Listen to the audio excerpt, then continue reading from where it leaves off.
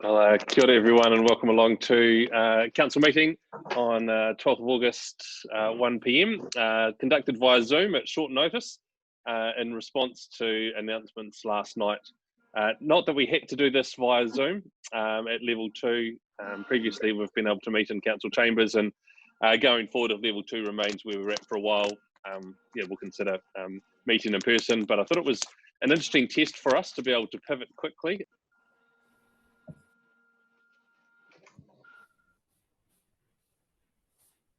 Mute, Sam.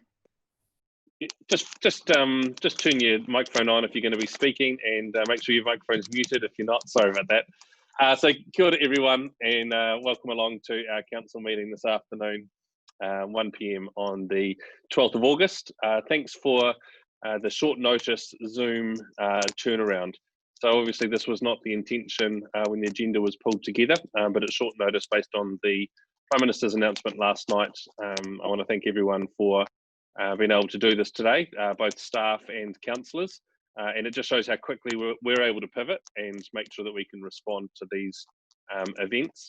Under level 2, we don't have to meet via Zoom, and I think my intention, and I think our intention going forward, that is, if level 2 remains, we find a good way to continue to meet together in person, because I think we have constructive meetings when that's able to occur. But it's great to be able to test the systems out again and not get out of practice of being able to do this today. So thank you for being able to join us here. Just a couple of things around the protocol for the meeting. So staff, other than David, will have their videos turned off unless they're presenting a paper to us. If everyone has their microphones on mute, unless you're speaking. And if you would like to ask a question, then if you can use the participants panel and raise your little blue hand, I am able to keep track of that a lot easier than seeing hands raised on the screen in front of me. So we do want to just acknowledge that in Auckland at the moment things are quite different, and while we have chosen to meet like this, there's many families in Auckland that are not having that same choice. And so, our thoughts are with them at this time, and for our colleagues at Auckland Council, obviously having to do things differently as well. I think it's good just to start off by reminding ourselves, though, as a community, we did this well a couple of months earlier this year, and being able to protect one another, but keep our society going, and particularly under level 2, having a huge amount of activity going on in our district has been hugely encouraging to see. And there's a few things that are going to be reported on during this meeting which just show the level of activity, the level of optimism about the future, and the kindness that has been shown to one another through the first part of this year. Unfortunately, we would have had the COVID heroes presentations today, but due to the announcements last night and this change to Zoom, that won't be happening. But you just want to say there have been so many good nominations for people to be recognised through that space. And I guess I should also say how good it is just to be quickly reminded that 20 seconds worth of hand washing shouldn't be too much to ask, and how easy it can be to get out of the mindset of looking to protect ourselves and our community. And so the announcement last night by the Prime Minister, I know for me, was something that and our family, it's like, let's just remember that while we thought we had won, there was this case of COVID in the world, cases of COVID in the world, cases of COVID in New Zealand in managed isolation, and we have still got to keep vigilant on the way that we protect ourselves, our families, and one another from COVID. So with that sort of preamble to the meeting, I'll just read through the affirmation and our karakia. Let us affirm today that we as councillors will work together to serve the citizens of Selwyn District, to always use our gifts of understanding, courage, common sense, wisdom and integrity in all our discussions, dealings and decisions, so that we may solve problems effectively.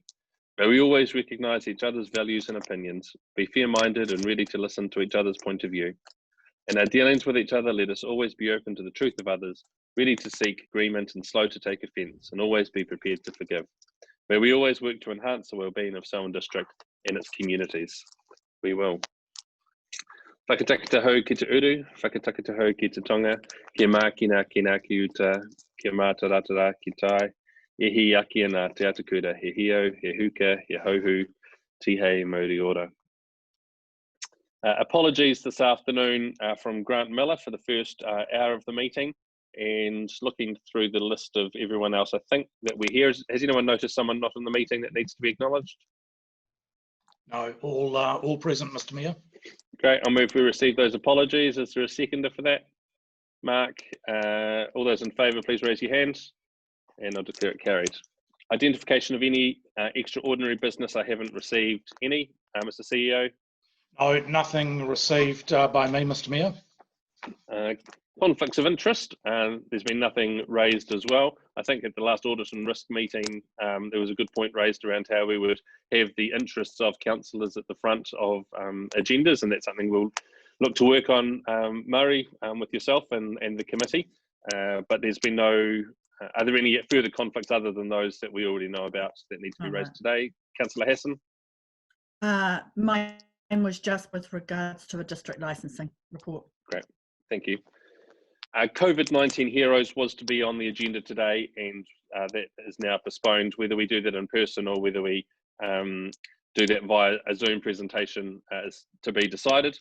But do want to say thank you to, well, I think it was over 100 recipients of nominations from our community for the good work that was done during lockdown. So great job there. And the Youth Council as well was going to join us today, and they won't be here either. So the minutes of the ordinary meeting are on pages 14 through 36 from the 22nd of July. As a remover and a seconder for those minutes, Sophie McInnes and Shane Ipeha. Any discussion on those minutes? All those in favour, please raise your hands and declare that carried unanimously. There are a couple of items on the matters requiring attention. Chlorination report is on our agenda today. Glen Tunnel drainage and Arthur's Pass stormwater are on the 9th of September. The assumptions and uncertainties for the 2021-2031 long-term plan are on the 28th of October meeting, and Mill Pond Lane sections are on the 28th of October, reports to come. So report number 2 is on pages 37 through 42, and it's a joint district licensing committee and chief licensing inspector, and Malcolm Johnson, just welcome you to the meeting. Thank you for your report, and if you'd like to address the meeting with any highlights from your report. Thank you. Yes, thank you, Mr. Mayor. Certainly alcohol licensing has become very busy over the last few weeks, which is a great sign. Certainly from the feedback over the last 2 weeks from the hotels and taverns that I've been visiting, patronage is actually higher now than what it was pre-lockdown levels. So to me, that's a great highlight, and long may that continue. So, but I'm open for any questions if anyone has any questions. Thank you. Councillor Mark Alexander and Jenny Gallagher. Thank you, Sam. I would just like to point out that there is an error in that report on page 38, P61087, Terence Gallagher. They've got him down as Rolleston Countdown. I have spoken to Billy about it. Staff are aware, and it is going to be corrected, but just pointing out that error. Yes, thanks, Councillor. I noticed that, and I'm certainly aware in my report, and certainly the District Licensing Committee decision, the correct place of work for Terence was recorded, and I'm not too sure how that slip went through, but it'll be rectified for sure. Thank you. And Mark? Just a question around the Evansbury Holdings withdrawal of the appeal. If Kui Tavern is rebuilt, then any licensee is going to have to go through the full application process. Absolutely, Councillor. It'll be an entirely different licensee, but they'll have to go through the whole process starting from scratch. Yes, absolutely correct. There have been no further questions. As a remover and seconder for that report, moved Alexander, seconded Lyle. All those in favour, please raise your hands and declare it unanimously carried. Thank you for that, Malcolm. The next report is mine on pages 43 and 44. There's a few things there that just let you know what I've been up to. There's an email that I received yesterday that I thought I'd share on the meeting today as well. It was the latest update from Infometrics. And if you remember, Infometrics did a report for us post-COVID just to understand what the impact had been. And the latest update I thought was worth sharing. And so I'm just going to share my screen with you. And I'll send the link out to councillors for this, and we'll have it shared on our website as well. So this was a report basically to look at some of the key data for. Or can everyone see that, by the way? If you can say yes out loud, then I'll be able to know. I can't see you on my screen at the moment. Yes, we can, Mr. Mayor. Yes. Great, thank you. Yes, thanks, Sam. So job seeker support, as we can see, I'll just show you what the overall looks like. So it's local economic insights dashboard, and these are the local indicators. You can see there's also some regional and national indicators, which I won't go into today, but you're welcome to look at those. So job seeker support, we can see over the last 3 months has increased quite dramatically from where we were before. And the blue little box at the top is a COVID-19 income relief payment recipients that are there. It's got the heavy traffic flows and obviously a large drop through April and May, increasing significantly in June, but still not at the levels that they were earlier in the year. This is the accommodation supplement recipients. And again, this stuff is just for Selwyn. So tracking up, but it was lifting since April last year anyway. Monthly commercial vehicle registrations, we can see there's a big drop there earlier this year and then picking up dramatically straight after lockdown. Monthly car registrations, again, the drop and picking up well over the last couple of months. Monthly broadband usage, the month of April, a bit of a spike there and an increase in May as opposed to previous times. And electricity demand, we can see the ups and downs that are there. So some interesting graphics just to understand what's happening for us in Selwyn. And this is the local indicators, the second slide that's there. So monthly spending, obviously a drop during April, but then back up to pre-COVID levels pretty quick in May and June. This is the annual visitor spending, and interestingly, it's annual data. So you can see it already down for 2020 compared to the previous year, and it's been tracking up ever since this data was started collected 2009, 2010, and you can see the breakdown there of domestic versus international visitors. To me, that's still a surprising amount of international spend here. So yeah, it'll be interesting to see. I haven't delved into where that data comes from, but it's standard across the country, and Infometrics only uses the good stuff. So monthly property listings. So here we can see that the listings during lockdown dropped off, but again picked up pretty quickly. Value of non-residential consents is listed here as well, and I think particularly interesting for us is the number of residential building consents. Our CEO of the last couple of meetings has told us the record levels that we've been processing building consents, the numbers of building consents. The land developers are still developing land, people are still building homes, and they're being sold as well. So that, yeah, a couple of big spikes there over the last couple of months, all-time highs for Selwyn District. House sales is measured, and also median house prices, so currently sitting at 560,000 as the median price for a home in Selwyn. So I just thought that was some interesting data, and I'll make sure that is with councillors and available on our website for people that are interested to see the latest information from Infometrics.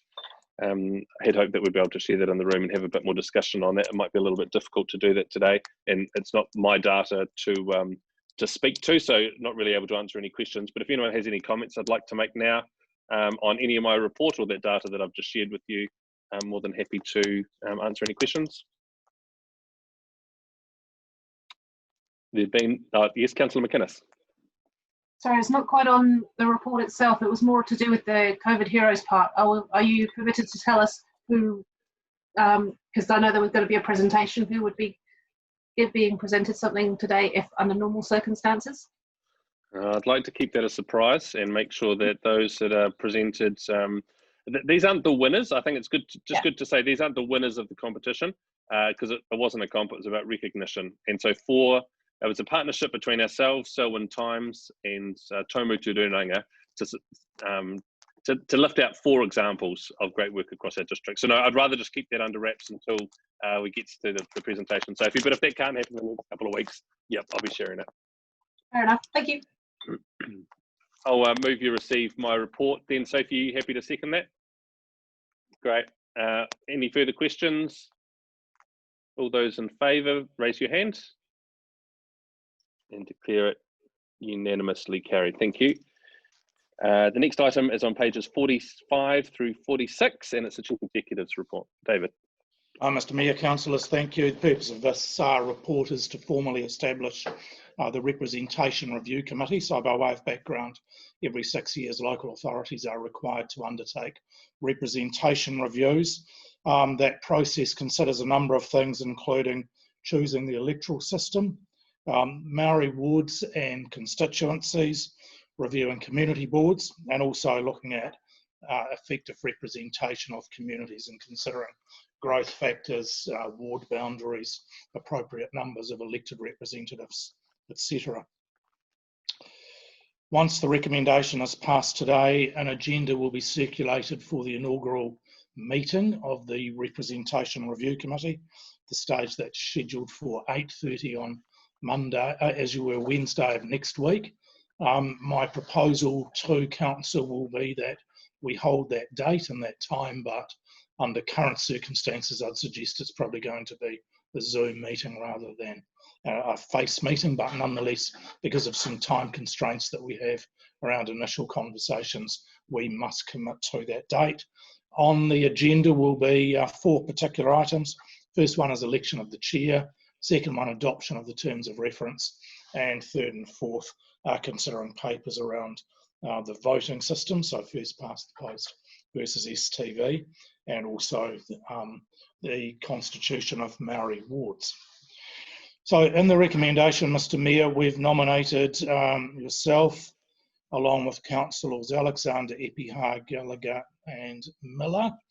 And councillors will recall we had a discussion on this subject at our Terrace Downs meeting in October of last year, and these were the names that were put forward reflecting the desire of councillors to have one representative from each electoral ward. And in addition to that, it's been considered appropriate to add the chair of the community board, given that that is procedurally a process that council's followed in the past. So, Mr Mayor, happy to answer any questions. Any questions from anyone? There's no blue hands. Do we have a mover and a seconder? Moved Councillor Murray, seconded Councillor Lyle. All those in favour, please say aye or raise your hand. Yeah. And that is unanimously carried. Thank you, David. And your next report is on pages 47 through 57. Look, I'll take this as read. Happy to answer any questions, as I know you will yourself, Mr Mayor, in terms of the recommendations from the GCP. It does require an investment by the 4 Greater Christchurch partner councils to assist with a program of work. What I can tell you is that Environment, Canterbury, Christchurch City Council and Waimakariri have all received and adopted the same report and have committed to the funding assistance that they are respectively going to make. You will acknowledge, top of page 49 of the written agenda, that our additional investment, 166,250, that to be repaid over a 5-year period, but commencing in the 21-22 financial year. But this is a really valuable piece of work in terms of articulating where it is that the Greater Christchurch area is going through to the year 2050, and help assisting with A, the direction of travel, and B, and more importantly, underpinning the collaborative approach amongst the councils who are involved in the discussions. Mr Mayor. Thank you. And I think that we can all recognise the value of the Greater Christchurch Partnership and the decisions that NZTA particularly has made around investments in our roading infrastructure, and the Ministry of Education and investments in our school and education system. And all that's been based on a collaborative, joined up approach to planning and investment for Greater Christchurch. And this is really saying it's time for the next level of that and going beyond just those things. It's particularly about branding, reputation and advocacy to Wellington and being on the same page with where it is that we're going, and for us to ensure that we're putting our best foot forward and that Wellington understands where we're at and where we want to go. You're joining up with this is quite important. The funding is significant.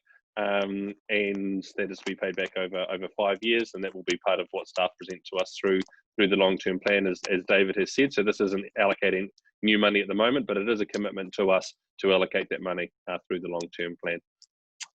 Any blue hands? And sorry, I can't see everyone's real hand at the same time. I've only got 9 of you. Deborah, yes. Thank you. I just wonder whether we actually need another clause 11 on the recommendation with regard to dissolvement of the committee. And the reason why I want this to be considered is that the National Policy Statement on Urban Development is yet unpublished. We don't know where the changes with the RMA are going, apart from hearsay as looking at urban development being separated from biodiversity and other sections of the RMA. And I just wondered whether it would be safe to have a clause with regards to dissolving this partnership or transferring the work that this partnership has done through to a centralised body, if that is where this government is going. Deborah, I think it's a good thing to consider, but I guess we've always got the ability to make that decision as time progresses, and with so much uncertainty around what the final outcome is on that government direction, it might be a little bit premature to put this in here. And also, just because we're the last council to have put this through, the other 4, David, has just let us know have already agreed to the previous 10, and to put it back to the council for one clause change might be difficult, but more than happy for that to be part of our conversation at the GCP. And I know that Sophie and Malcolm, well, that's something we can certainly take back, because I think whenever you're thinking about what next steps are, we always think we do need to think about what does the end of this look like. And I know for the Greater Christchurch, working together, not just on this partnership, but around public transport and those committees as well, there's current conversations about does the current structure actually serve the current need, and could we be more streamlined in what we do? David, I don't know if you've got any other points, or Malcolm or Sophie may as well. Yeah, look, the last bit, Mr. Mayor, that you mentioned was the bit I was going to lead into, and acknowledge that there is a review of a number of governance structures. I acknowledge Deborah's question, and it's one that must be asked. I wonder if it might be better directed under clause 10 back to myself to raise that with members of the Chief Executive's Advisory Group, because that's where a lot of that decision making is going to be directed from in the first instance. Yeah, I think as a directive to you, that's a good thing. Malcolm and Sophie, is there anything else you'd like to see? Yeah, I'd agree with David on that. I think when you look at the Charter and MOU, which we operate under, we can pull out at any time anyway. So the ability to remove ourselves out of the partnership is always there. Thank you. Do we have a mover and seconder then for the report that's here, with the addition of letting David advocate on our behalf for that to be discussed? Councillor Lyle and McInnes. Any further discussion? All those in favour, please raise your hands and declare it unanimously carried. The next item is on page 57, sorry, through 66, and it's the Rolleston Town Centre Master Plan. Douglas, I'm not sure if you or Joanne or Phil or John is going to be speaking to this, but just welcome on board your team to the meeting. And if you'd like to just take us through the report, and then we'll have some time for questions. Thank you, Your Worship. The report is obviously subject to a number of sort of changes we've taken on board as we've started to develop, particularly the retail space, and we need to ready now to lodge a new resource consent for the town centre activity. We also have some obligations to undertake some consultation regarding the reserve exchange process. So we would propose some changes which were identified by Councillor Alexander regarding some wording, and if after we've had a discussion we can just talk about just a slight wording change to the resolution, which I'm happy to take any questions on any issues anyone's got.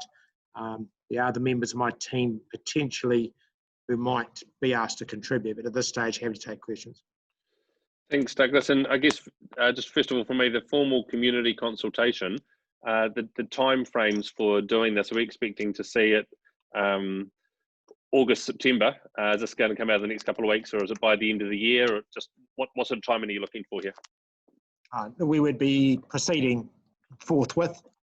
We would be following a normal special consultative procedure as outlined under Local Government Act, which is a 30-day process of consultation plus submissions being received.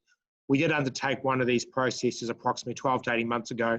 It specifically issues around what's called the reserve exchange process and the slow road question, which we are looking to just discuss further.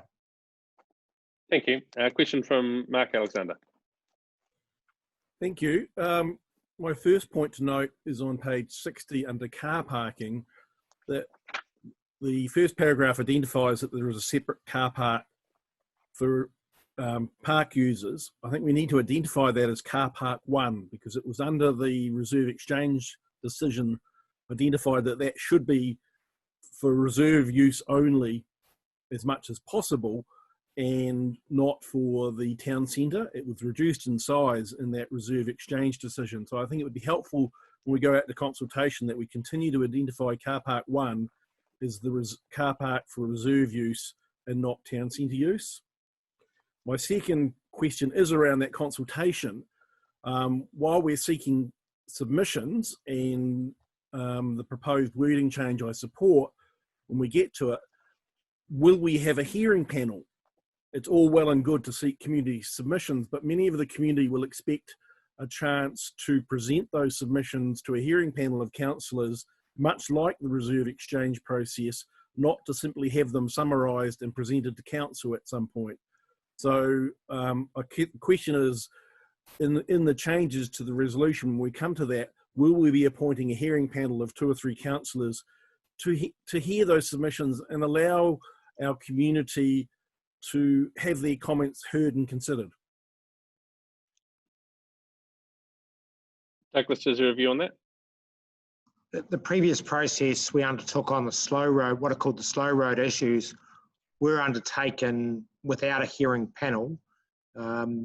We weren't considering probably needing to follow a hearing panel process this time around, as we were able to represent back to council those issues, and there is always the opportunity for individuals to, I suppose, to make a public forum comment on those issues. I suppose we could be guided a little bit by the content that comes back to us. We actually think the argument, there was some of the points noted were that the traffic would not be slowed down enough through this town centre arrangement under the previous design.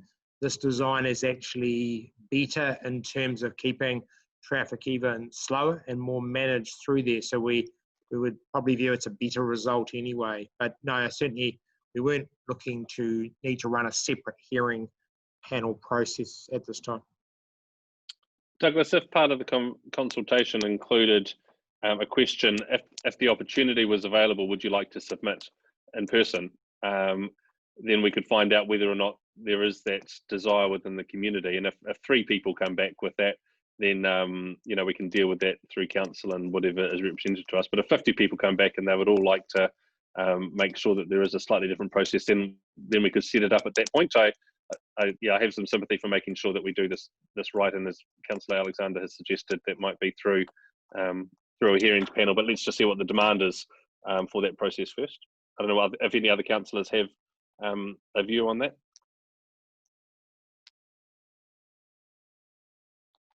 Dead silence.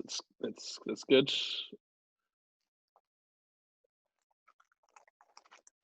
So there were some changes that needed to be made, Douglas, to the wording. Yeah, and I just say comfortable with that process you put forward, Your Worship. Yeah, the wording. Maybe if I share my screen, might be sensible, just so that we can all see that. Okay, so I'm assuming you can see an email. I've just used an email to draft it out here, but the wording I'd say is the key extra words. I'll just run my cursor over there. Be proved, allowing for special consultation process as required per the Rolleston Reserve Exchange process requirements. A wee bit wordy, but it does have a specific link back to the decisions about the exchange process. Obviously, a resource consent process would also be part of a separate process that we would be lodging and working through.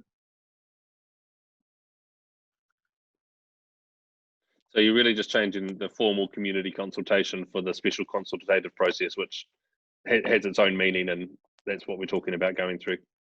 It gives greater certainty as to what the consultation process means.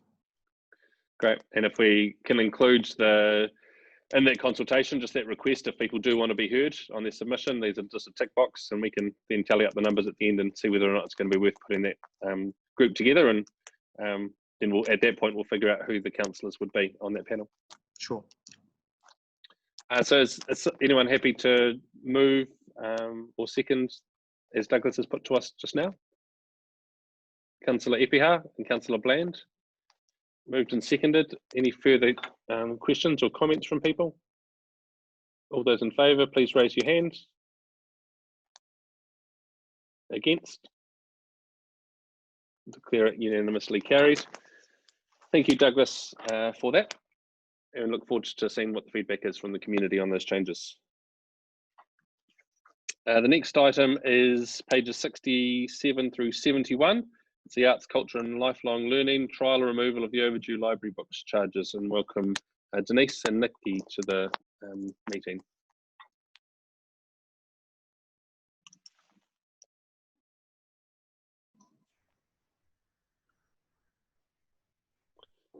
Denise, if you want to take us through the highlights of the report and then be available for any questions the councillors have. My apologies, can you hear me? Yes, we can. So the report in front of you is just proposing to trial removing the overdue charges on a particular group of library charges which relate to adult charges. As the report explains, we have earlier identified 35,000 members, and with a period of 2 years of culling, we've now identified that we in fact only have 25,000 active members. We would like to encourage previous members to come back, I guess, to utilising library services, and we expect that getting rid of the overdue library charges on a trial basis might encourage that to happen. And as the report explains, we have a way of recovering 7,000 of the anticipated 10,000 cost, plus we anticipate we will be able to reduce the amount of book losses through the activities that are described. And we expect that the outcomes are going to be about increasing in membership, increasing visitor numbers, and increasing use of physical and digital resources. And we think in the current environment, it's a useful exercise with limited risk. But that's, I guess, the basis on which this proposal is put to you, councillors. Thank you for that. Councillor Alexander, question or comment? Yes, thank you. I support the trial removal of the overdue library books, book charges. The question I had is about tracking of users. Do those of us who are more active digital users rather than physically taking a physical book out of the library still get tracked as library users, or am I, as a digital user, like to end up being suspended? You are still tracked. We still have a track for you as a digital user. Thank you. Any further questions? Councillor Hassan. Thank you. Thanks, Denise, for the report. Look, I know that you were looking at increasing. Sorry, Deborah, you cut out there. I'm not sure if you could just repeat that question for us. I'm actually got an unstable computer. If you'd like to turn your video off and see if that makes any difference, and then just repeat your question. Okay. Right. Thanks, Denise, for the report. I noticed that you were looking at increasing the revenue for the libraries with regards to the income from the Metro cards to get people through the door. I just wonder, is there any opportunity, especially in Rolleston, to maybe attract New Zealand Post, similar to what we've done with the AA licensing at their main council?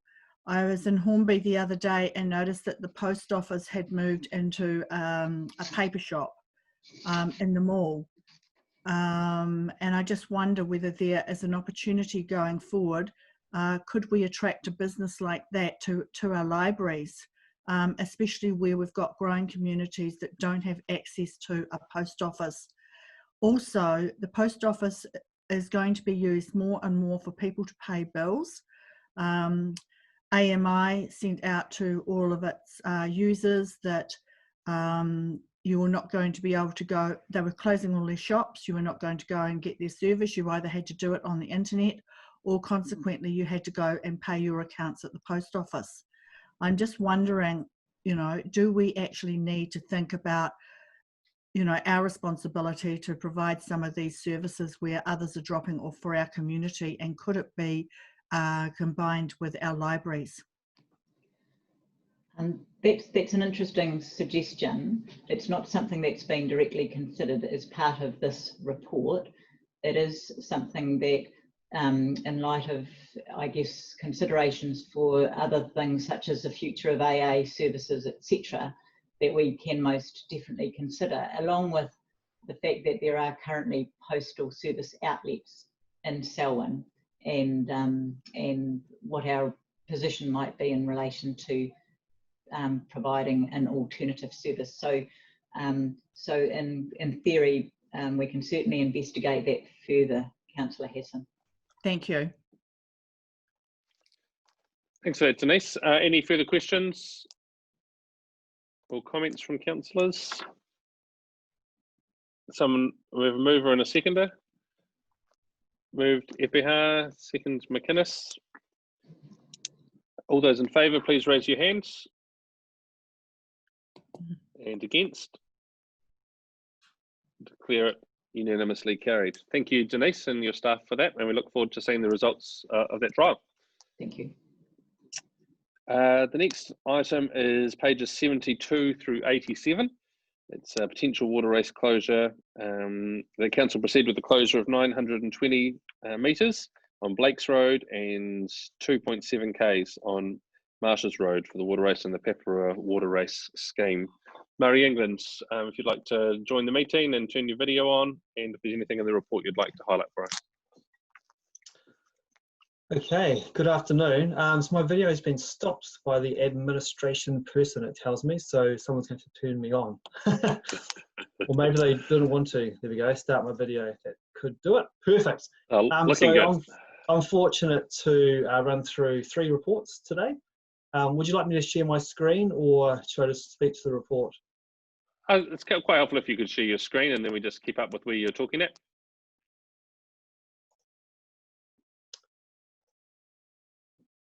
Okay, so has that come through, Sam? Yes, it has, thanks. Perfect. All right, so I'm on page 72, and as introduced, this is a water race closure report. It's the first council-initiated closure we've done. And it looks at 2 closures, one on Blakes Road and the other on Marshes Road. If I, sorry, let's just remember to not look at my hard copy, but look at my electronic copy. Might be easier. There we go. I'll just turn us through to page 76. And I'll just read this as a wee bit of an introduction, I suppose. But council approved the proposal to consult on the water race closure at its meeting on 13th of May 2020. We went out to the press and the Selwyn Times. We wrote to property owners, and there's a list there on the sheet of all the people we consulted with. Council set up a subcommittee who met on the 29th of July to consider the submissions made, and there was only one, which is from Christchurch City Council. So the subcommittee was made up from a great team from Deborah Hassan, Councillor McInnes and Councillor FFI, and so we, as I said, met on the 29th of July and went through that. So from that subcommittee, we came to the recommendations, which is on the original page 72, which I'll flip back to now. So the recommendation is basically to proceed for the closures as listed there. The committee noted that the closures were considered to be of low significance.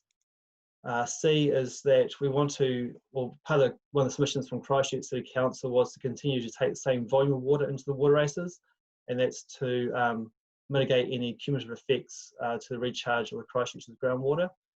Part D talks about that the filling of the races is not part of this closure process through council. That will be done by other means.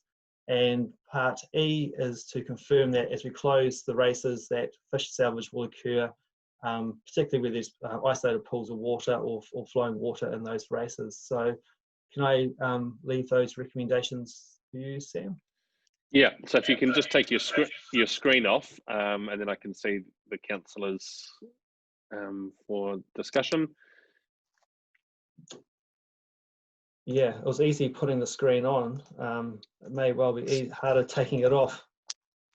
Stop sharing if that's an option for you. Yeah, I don't. Oh, here we go. Sorry. There we go. Right. Thank you. Questions from councillors? There's no blue hands. We're getting better at blue hands. Every now and again, there's a physical hand I can see. No questions. A mover and a seconder.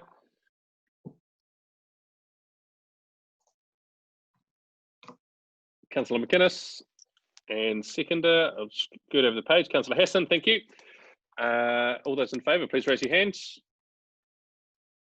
And those against. And declare it unanimously carried. Thank you, Murray, for that report. Your second one is on pages 108, on page 88 through to 192. Perfect. So I'll share my screen again. We'll have a go at doing that. Just bear with me. There we go. That should be up now.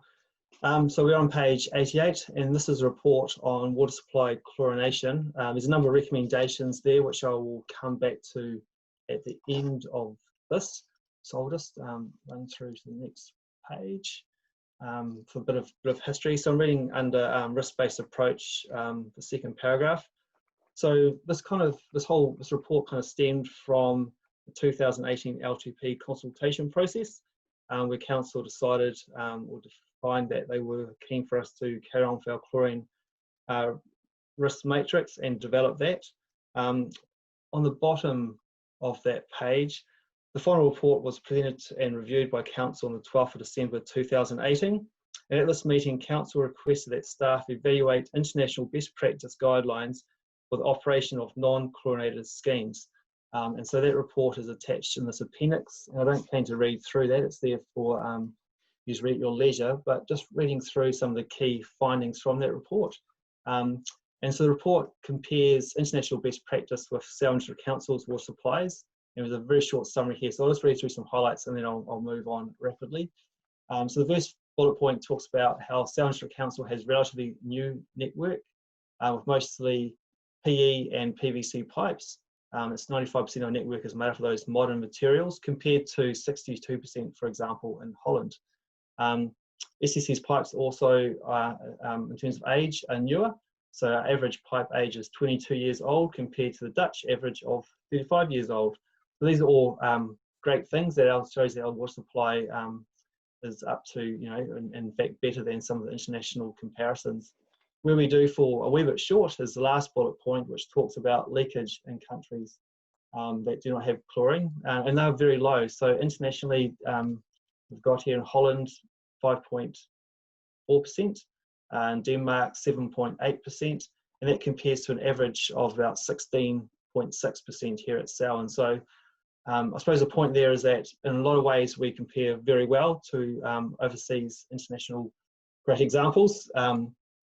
But there are still places where we can improve, and we should improve if we want to remain chlorine free. So I'm just going to flick through. The purpose of these sections of the report is just to sort of illustrate there's a lot of change going on in our industry at the moment.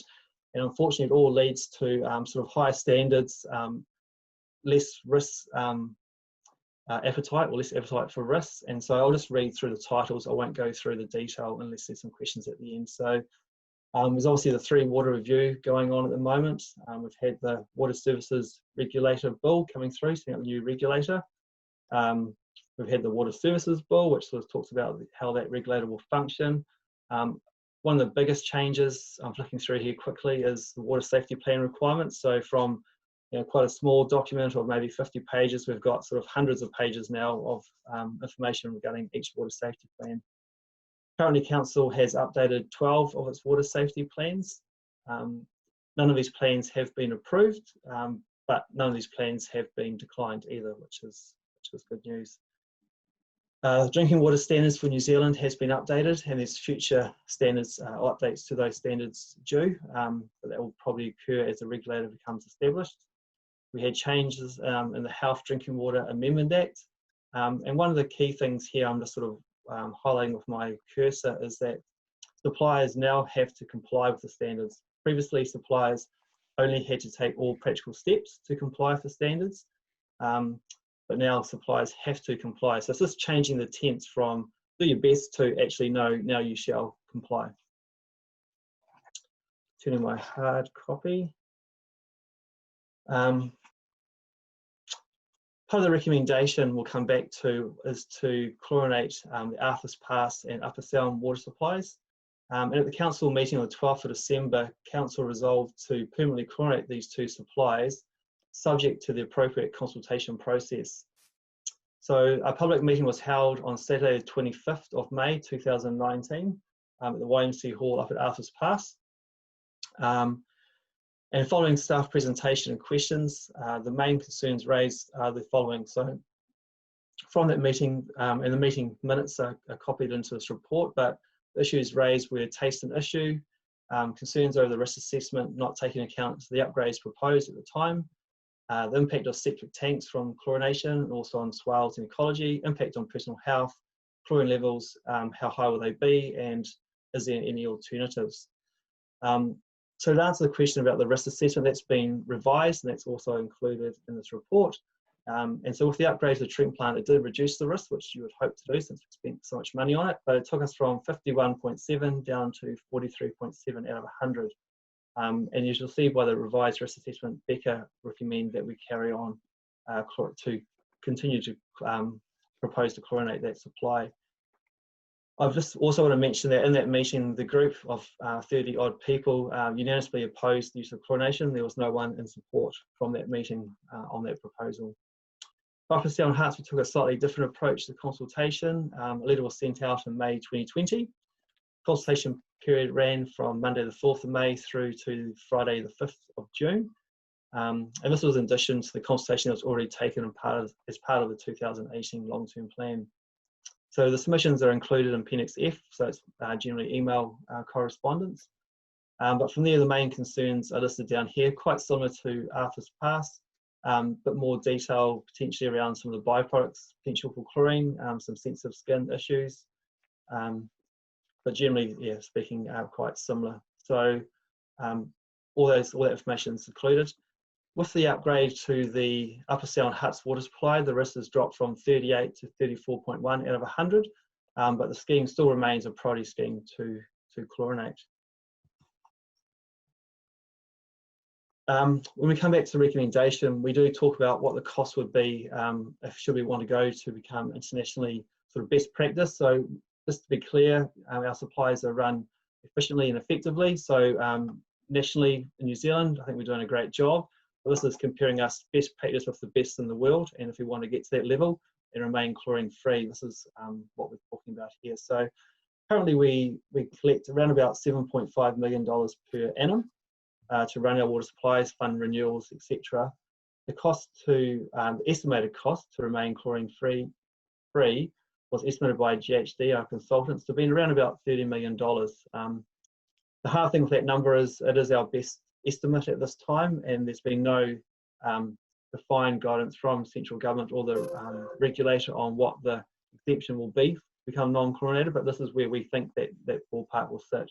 So if we were to go that way, there would be an increase of around about 50% to the rates if we were to become chlorine free. So I'll just take us back now to the recommendations. Would you want me to read through, Sam, or will you No, read us some of those? that's okay. I can read through them if we need, but councillors are aware of the recommendations that we're making. Particularly, it's the Arthur's Pass and Upper Selwyn Huts. It's receiving the report. It's looking at the water safety plan and the processes that are put in there. And I think E for me is the most important decision really that we're making, and it's around the future direction that we take as a council. And it's either permanently chlorinate all currently non-chlorinated supplies at a low level in the order of priority identified in the risk matrix over a 3-year period, which I don't support and don't think that's the right option for us as a district to take. I much prefer option B, which is actively work towards no further supplies being permanently chlorinated, and that funding to implement this proposal be budgeted, consulted on through the long-term plan and rated if required through that process. So I think councillors are aware of the recommendations that are in front of us, and I've got Councillor Lemon and Councillor Alexander who have questions or comments. Yeah, thanks, Sam. You've largely made the statement I was going to make. Look, I think it's fair to say that no one in the community wants chlorinated water. What we've got before us is a very comprehensive report from Murray to say there are cases, and the previous Audit and Risk Committee created the risk matrix to achieve a guideline for us to not chlorinate as many as we can possibly do safely. I think you're correct. E is absolutely crucial, and I think it's important that we hear from the community and the LTP about the two options, and one of those being perhaps significantly more costly. And I think it's right and proper that we have that debate at this time.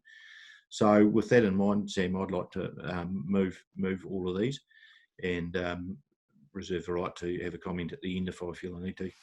Thank you. Thanks, Murray. So you're moving A, B, C, D, and E is B. So we cross out A and it becomes B.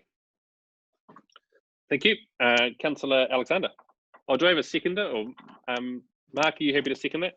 Well, I will second it because I'm actually going to request a small change of wording in one section of the resolution, and that's what I want to talk about. But I am otherwise happy to second it. Sure. You tell us what you've got there.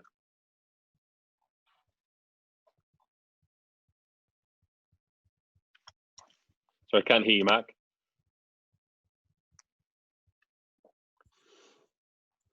There we go. Can you hear me now? Yeah, we can. Page 93 talks about that we would keep the dose of chlorine to the absolute minimum, but in clause E, clause A, it talks at a low level. I would like it to say at the lowest practical level, so that if we do go down that route, we've clearly signalled that we're aiming not just at a low level, the lowest practical level, to indicate that we want to hit that minimum target.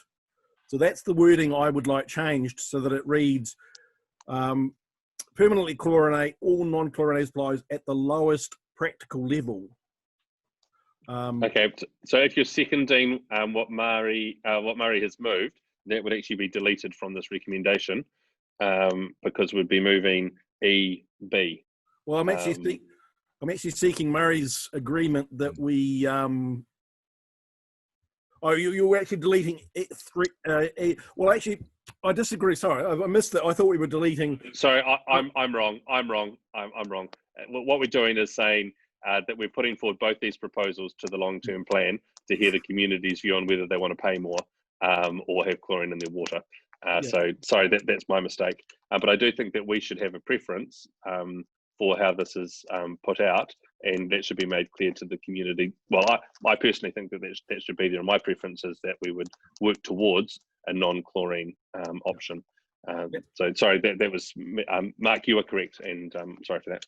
That is my preference as well. But I think we are doing the right thing in giving our community the option in the long-term plan because it ultimately is their choice. But I would just like clause EA to read at the lowest practical level, and I seek the movers' agreement to that small wording change.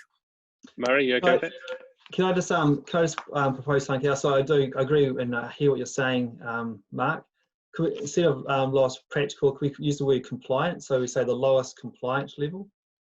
Complying level. Yeah, that's fine. That's if that's the wording you want. But I want to indicate that we're aiming for the lowest level, not a low level, but the lowest level. Yep, lowest compliance level. Perfect. Murray Lemon, you're okay with that? Yeah, I am, now that we've had that clarification from Murray, because I think that's quite important. I take on board entirely what Councillor Alexander said. I think and it's right and proper and a good indication and a good signal to the community. I just wanted to get that clarification from Murray before I agreed, so I'm happy for that to be an amendment. Thank you. Any further questions or comments that people have?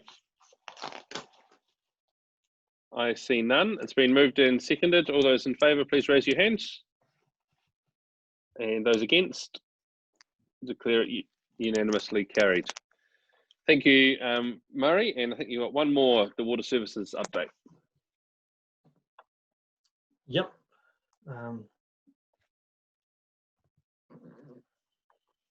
All right, so it looks like I've lost control of my mouse, which is a wee bit unfortunate, but I can lead you through the report quickly. I won't be able to share my screen because for some reason it's become disjointed to my computer. So on page 193 is where this report starts. Just to say, Elaine would normally be here co-reporting, but she's got a sick child, so she is at home and can't attend today, so I'll be reading through her parts as well. So on the bottom of page 193, it starts off with section 3.1, which is potable water, and talking about water safety plans. Over the page, it lists 12 water safety plans, which we have now submitted to the DHB for approval. At the bottom there, and I've mentioned in the previous report, no water safety plans have been approved. However, no water safety plans have been declined. The process is going really well, and from what we hear from DHB, these are some fine examples of water safety plans compared to some others around the country. So if I could just say a word on to the team, that would be good. Moving down the page, temporary chlorination. So we're temporary chlorinating Westmelton and Dunsandel. The update for Westmelton is that there is a project now to replace the treated water reservoirs and also in addition to connect the water supply to the Edendale water supply. The old reservoirs will be used as raw storage for another scheme. So we're not taking the reservoirs away and just disposing of them. They are going to be repurposed for another site. For Dunsandel, we have now got a solution to where we thought the contamination has come into the reservoir, and we've engaged Cycon to do that work for us. So that work is also underway. So both schemes are in progress at the moment. On the bottom of page 194, we have the water regulator. And over the page, 3 waters review. So this is being talked about quite a lot, so I'm not going to go into any detail on that. Now I'm going to skip through to section 3.1, which is wastewater. We just stop there, Murray, and we'll just take any questions on water that anyone has on potable water, drinking water for a start, and then we'll move on to wastewater just so we capture the conversation as it's current. There's no one. Oh, yes, I do. Councillor Reid and then Councillor Lemon.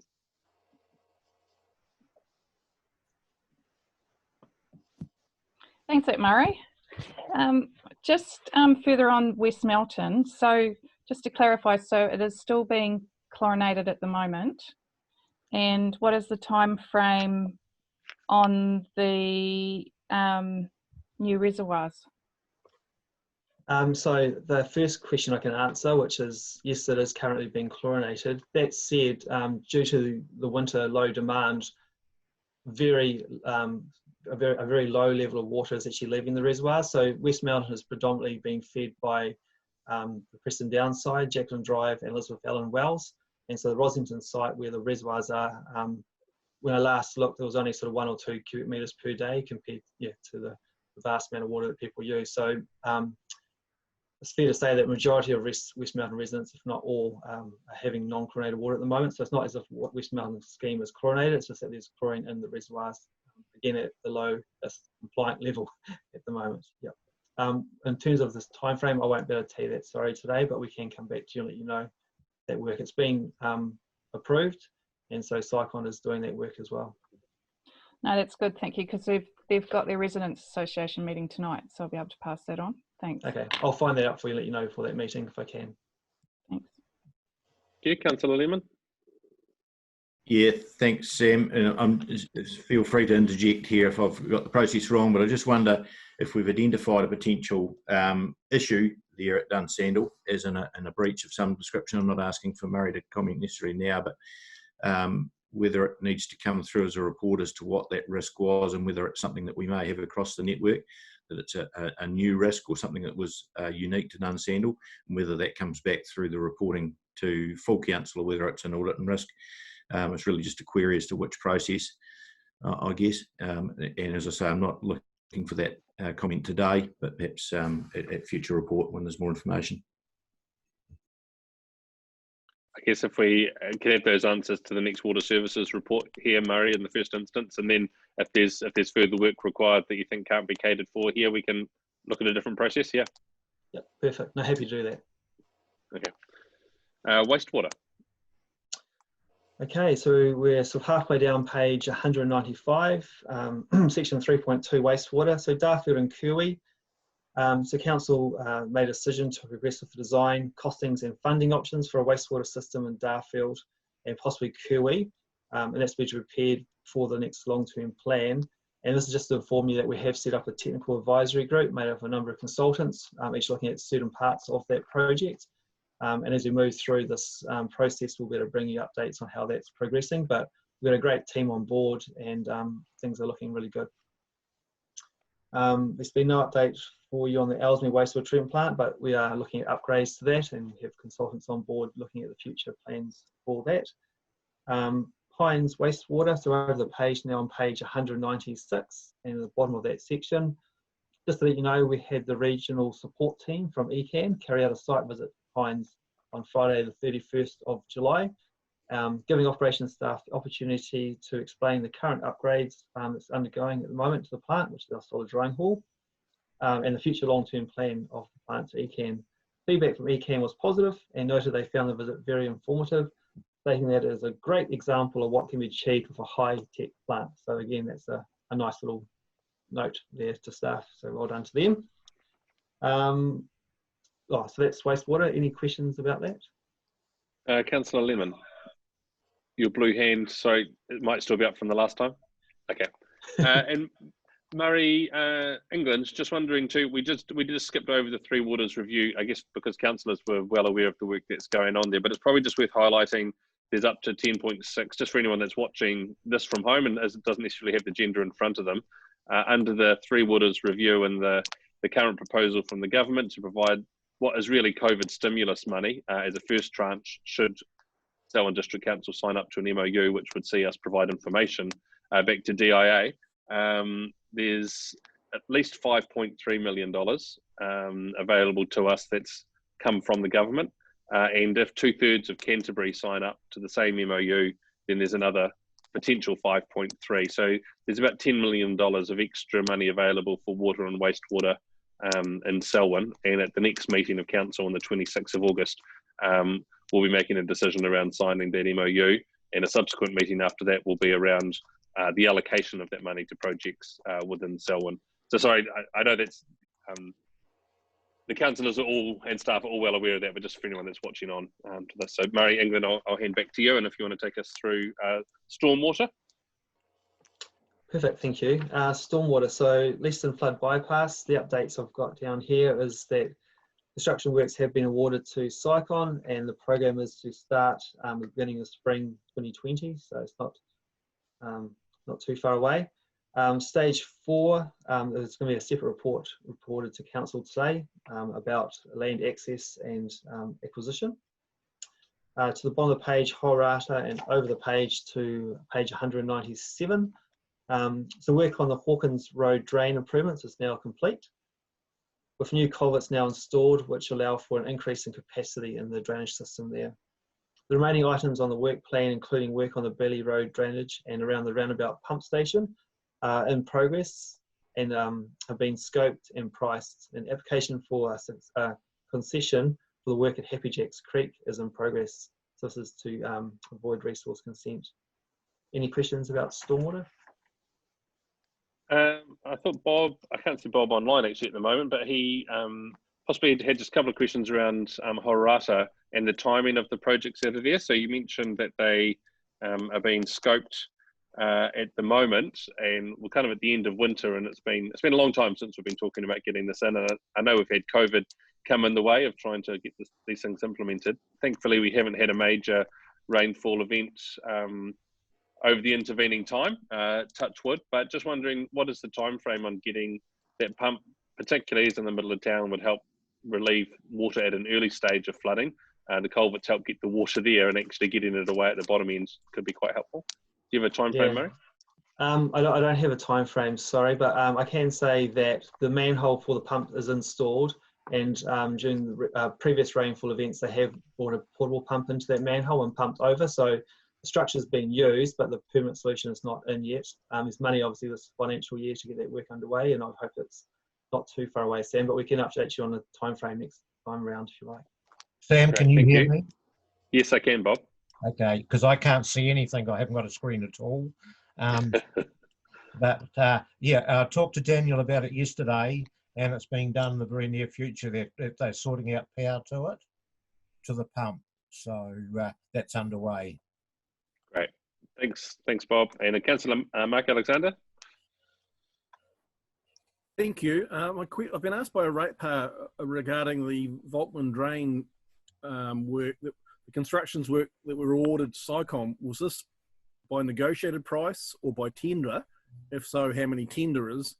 And what was the price for that work? Can I defer to Murray Washington to answer that? The work was negotiated with SICOM. I haven't got the value in front of me, but we will be able to provide that. It's part of the ongoing desire of council to give work that doesn't have to be competitively tendered to be negotiated through SICOM, and that's actually been responsible for significantly better progress on a lot of our water services projects. So got a good relationship going on where the prices have always reviewed. I just don't have that in front of me at the moment. It was within the tender, within the budget, I guess is what we're also seeking. That's a... Yes, that is a yes. Yep, yeah, I can confirm that as well. Thank you for that. If you'd like to move on to land drainage, Murray. Yeah, so land drainage is just a short update really, and not really an update at all. Just to say and reiterate this, I suppose I'm sowing the seed that the land drainage is one area that hasn't been through a thorough rating review or governance review, and so we would propose to do this as part of the long-term plan, 2021-31 long-term plan. It's probably overdue and well deserved to be done. Thanks. Any, Councillor Alexander, your hand is up for this or just still up? Great, thank you. And lastly, water races. Awesome. So last but not least, just to let you know that staff are preparing a water race users survey to be issued ahead of the long-term plan consultation period. The survey will inform the development of options for the future management of the water race network and willingness of farmers and users in general to pay for the service.